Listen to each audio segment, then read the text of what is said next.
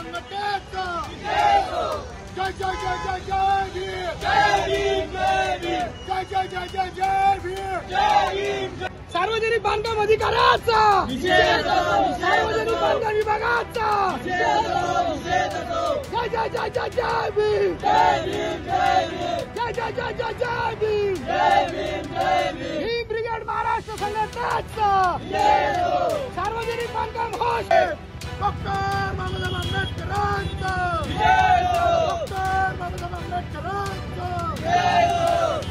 जय जय जय जय भीम, जय भीम, जय भीम, जय जय जय जय जय भीम। और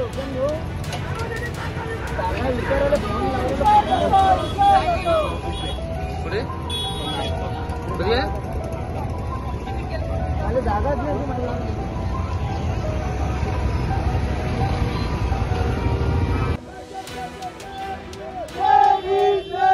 सर्वांना क्रांतिकारी जय भीम, जय संविधान। आज भीम ब्रिगेड महाराष्ट्र संघटनेच्या वतीने फेजरपुरा पोलीस चौकी चपराशीपुरा या ठिकाणी अतिशय वर्दळीचा रस्ता आहे, चांदूर रेल्वे अमरावती हायवे आहे।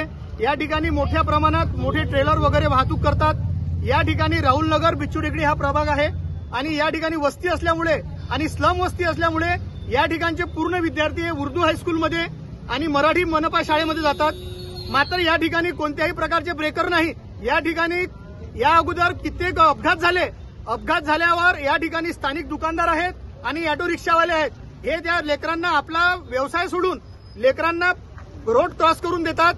काही विद्यार्थ्यांचे इथे अपघात सुद्धा झाले, पण त्यामुळे त्यांनी बारबार या येथील स्थानिक नागरिकांनी बारबार सीपी साहेबांना सुद्धा निवेदन दिले, मनपा आयुक्त साहेबांना सुद्धा निवेदन दिले, पण त्यांची गुहार आजपर्यंत कोणी ऐकली नाही। बस तारीख पे तारीख आणि आश्वासन देत गेले। त्यांनी काही लोकांनी आम्हाला निवेदन दिले व सांगितले की यहाँ पर ब्रेकर होना बहुत जरूरी है। म्हणून आम्ही गेल्या एका महिन्या अगोदर सन्माननीय कार्यकारी अभियंता सार्वजनिक बांधकाम विभागाचे गिरी साहेब यांना निवेदन दिले।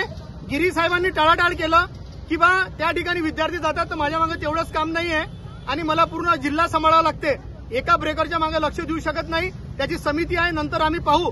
म्हणून त्यांच्या शब्दांना आणि करू आणि त्यांना स्मरणपत्र सुद्धा दिलं की आम्ही आंदोलन करणार आहे, रास्ता रोको करणार आहे। त्यांनी म्हटलं की आम्हाला काही फरक पडत नाही, पण तरी स्पीड ब्रेकर हे आमच्या नियमानुसार बसणार।